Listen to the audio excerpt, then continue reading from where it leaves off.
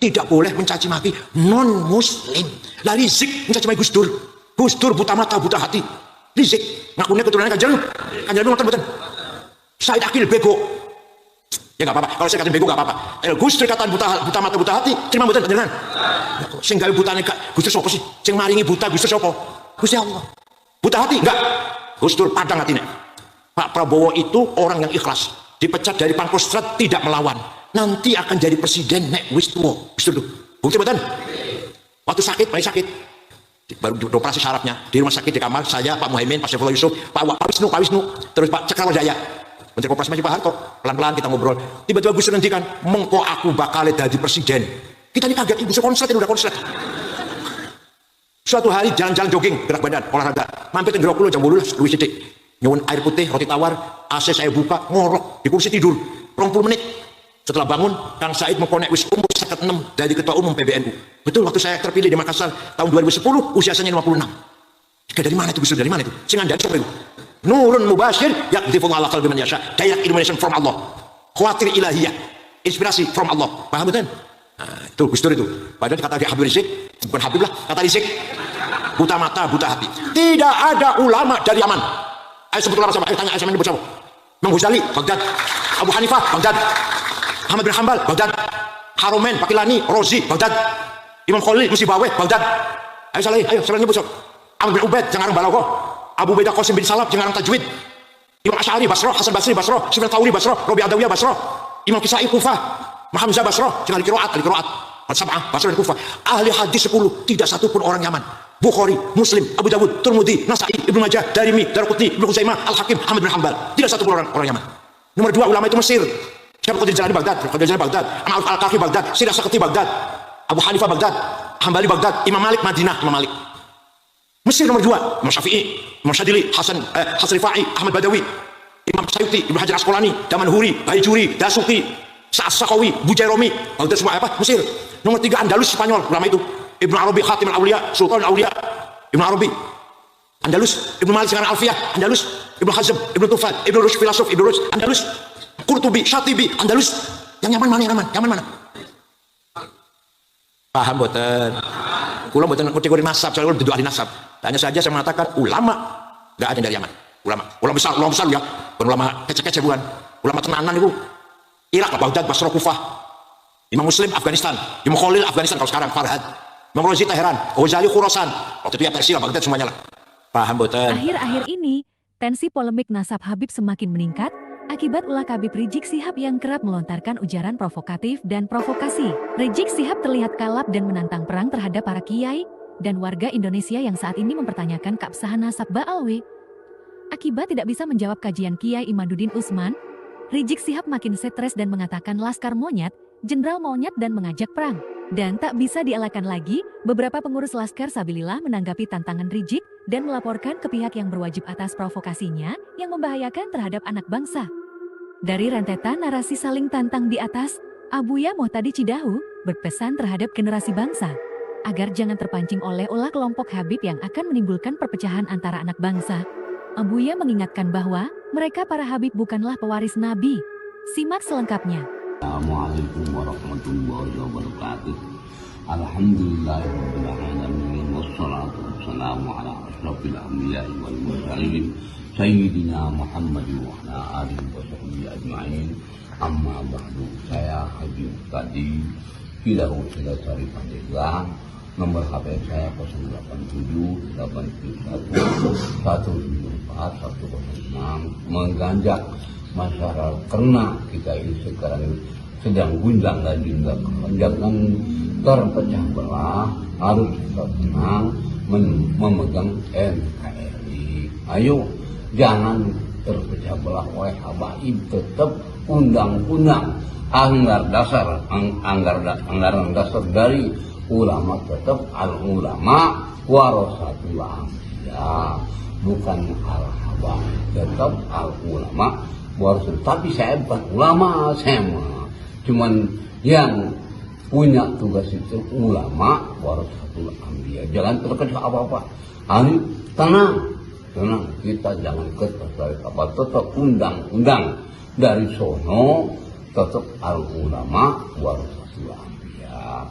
Sekian himbauan dari saya. Saya mengajak masyarakat dari Sabang sampai Merauke jangan terpecah belah karena gara-gara habis 1, 2, 3 jangan. Itu biasa egonya menajam. Sekian, saya mohon maaf kepada kawan-kawan semua, jangan terpecah apa-apa. Sekian, assalamualaikum warahmatullahi wabarakatuh. Ya, provokasinya kan Rizik Syihab itu akan siap mengobarkan perang. Tentu saja kan di kubu yang lain terpancing untuk melakukan perlawanan. Menurut Kiai Marzuki.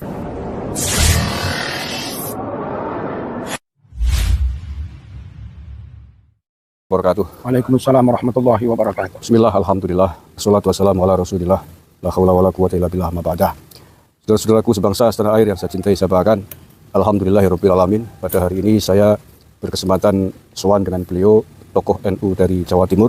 Saya kira pemirsa sudah tidak asing lagi dengan beliau, yakni Kiai Haji Marzuki Mustamar, tokoh Nahdlatul Ulama yang sangat populer saya kira di jagat Indonesia, baik dalam persoalan agama maupun persoalan-persoalan yang lain. Assalamualaikum Kiai. Waalaikumsalam warahmatullahi wabarakatuh. Sehat Kiai? Alhamdulillah. Alhamdulillah. Agak sariawan. Sedikit. Okay.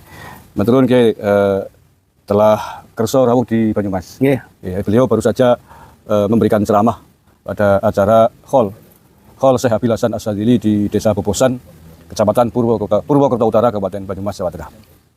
Langsung saja Kiai, dalam persoalan atau polemik perhabiban, polemik Habib, isu terkini yakni adanya provokasi yang luar biasa yang datang dari Petamburan yang memprovokasi umat Islam untuk saling berperang. Saya kira gitu. Ya, provokasinya kan Rizik Syihab itu akan siap mengobarkan perang kepada anak-anak bangsa yang dianggap berlawanan dengan dia dan kelompoknya. Mengancam habis Lebaran akan melakukan atau mengobarkan perang agar siap-siap jamaahnya. Nah, tentu saja kan di kubu yang lain terpancing untuk melakukan perlawanan. Menurut Kiai Marzuki, provokasi seperti itu apakah bisa dibenarkan secara hukum? Ya, terima kasih. Pertama, saling membunuh antar sesama anak bangsa, apalagi sesama muslim, tentu hukumnya haram. Wa may yaqtul mu'minan muta'ammidan fajaza'uhu jahannamu khalidan fiha. Siapa yang membunuh orang mukmin yang lain sengaja, maka balasan buat dia neraka jahanam selama-lamanya. Membunuh haram. Lalu kalau nggak ada bukti qat'i wadih wassoreh, orang lain itu boleh dibunuh, maka hukumnya tetap haram. Saling membunuh atau perang saudara. Nah, penyebab antara lain orang itu bisa dibunuh itu karena orang itu juga membunuh. Maka kepadanya berlaku hukum kisos. Itu pun harus lewat proses pengadilan, ada tuntutan, ada pembelaan, ada mendatangkan bukti, saksi, clear 100% dia pelaku pembunuhan, maka hakim menjatuhkan vonis mati, lalu nanti pihak eksekutor yang melaksanakannya. Atau orang ini kalau dalam mazhab Syafi'i, mazhab Hambali juga mazhab yang lain menyatakan murtad dari agama Islam. Sudah diistitabah, sudah dibujuk supaya bertaubat, bla bla bla bla bla, sampai berkali-kali nggak balik masuk Islam. Maka setelah kira-kira waktu iddah habis, kalau perempuan 3 kali suci atau 3 bulan, pernikahan orang itu dibatalkan oleh pengadilan agama. Yang ketika salah satu suami atau istrinya murtad tadi. Kemudian berlaku kepadanya hukum bunuh. Tentu setelah berkali-kali dibujuk supaya kembali masuk Islam. Dan nggak mau. Kemudian orang dibunuh karena orang itu melakukan perlawanan terhadap negara. Namanya bugot. Makar. Pemerintah ini sah, negara ini sah. Kalau ada masalah bisa dimusyawarahkan.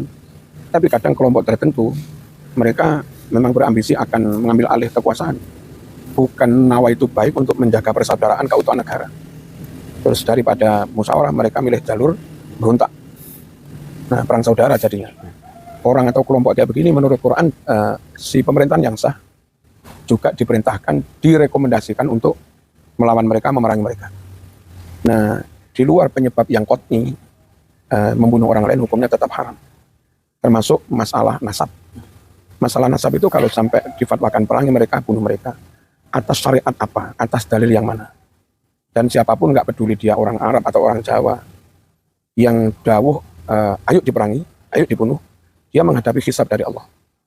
Zaman tokoh masyarakat menginstruksikan bunuh perang saudara itu atas sunnah Rasul yang mana, atas hukum syariat yang mana, atas dalil yang mana. Kalau dalilnya karena orang yang beda dengan sampean dalam hal nasab, itu kamu hukum murtad. Mulai kapan beda pandangan tentang nasab dihukumi murtad? Terkecuali kalau fulan menjadi nasabnya Nabi, itu sudah qot'i, mujma' alaih, maklumun minaddin bidororoh. Saya mengingkari Fatimah anak Nabi, itu menentang ijma' dan bisa murtad. Saya menentang Sayyidina Hasan Husain sebagai cucu Nabi, itu menentang ijma', bisa murtad. Karena keberadaan beliau sebagai keturunan Nabi itu nyata, qot'i. Saya menentang Imam Ali Zainul Abidin, Imam Bakir, Imam Ja'far Shadiq sebagai keturunan Nabi, itu bisa murtad. Karena semua umat ini sepakat bahwa beliau-beliau memang keturunan Nabi sah. Tapi kalau zaman sekarang sudah berlaku 1446 tahun yang lalu, tanpa bukti buku nasab yang qot'i, tanpa bukti-bukti yang lain, semisal tes DNA yang qot'i, apalagi perilaku moralitasnya, akhlaknya, juga nggak sejalan dengan orang yang sepantasnya ngaku keturunan Nabi. Lalu orang lain jadi ragu, apakah orang itu benar keturunan Nabi. Nah, ketika umat itu mengatakan bukan keturunan Nabi, karena nggak ada kekot'ian, tentu yang beda dengan zaman nggak diarani murtad. Karena nggak menentang sesuatu yang mujma' alaih maklum bidorurah qot'i. Ini mohon semuanya harus mikir, ayo semuanya merujuk kepada dalil syariat. Jangan pakai emosi, jangan pakai nuwun sewu fanatisme berlebihan. Besok dihisab. Setiap kata yang diucapkan apalagi oleh orang yang dianggap ulama, dihisab. Ma yalfidhu min qaulin illa ladaihi raqibun atid. Setiap ucapan yang diucapkan seseorang pasti dicatat malaikat raqib atid. Tidak bisa tidak. Satu, mohon kepada yang berfatwa atau kepada umat siapapun dari kelompok manapun, ojo gampang-gampang memutuskan fulan bisa dibunuh tanpa ada bukti yang qot'i. Lalu terus kalau merasa qot'i, kekot'iannya di mana? Kalau kami punya kitab nasab. Kitab nasab itu kalau sedunia sama dan sepakat mengatakan ente keturunannya, bisa jadi itu qot'i ijma'. Tapi kalau nyatanya kitab nasab yang di Indonesia beda dengan kitab nasab dari Nakobah Maroko, beda dengan kitab nasab dari Nakobah Yaman sendiri, beda dengan kitab nasab dari kalau Nakobah Saudi Suriah, maka yang nggak bisa dikatakan itu ijma' lalu qot'i, lalu yang beda dianggap menentang ijma' lalu diputusi murtad. Nggak bisa. Kemudian kalau katanya ulama sudah ijma', ulama intern tertentu apa seluruh ulama? Intern keluarganya. Nah, kalau seluruh ulama, nyatanya Maroko beda. Nyatanya Suriah beda. Yaman sendiri beda. Nyatanya Yaman beda. Berarti kalau ada yang klaim ijma', itu klaim sepihak. Ijma' kayak apapun kalau sepihak namanya bukan ijma'. Subjektif. Subjektivitas. Enggak qot'i. Kalau enggak qot'i ya enggak bisa, ya enggak sama lalu disebut murtad, kafir, halal darahnya. Mohon-mohon semuanya umat atau siapapun, jangan sampai fanatisme itu mengalahkan syariat. Jangan sampai fanatisme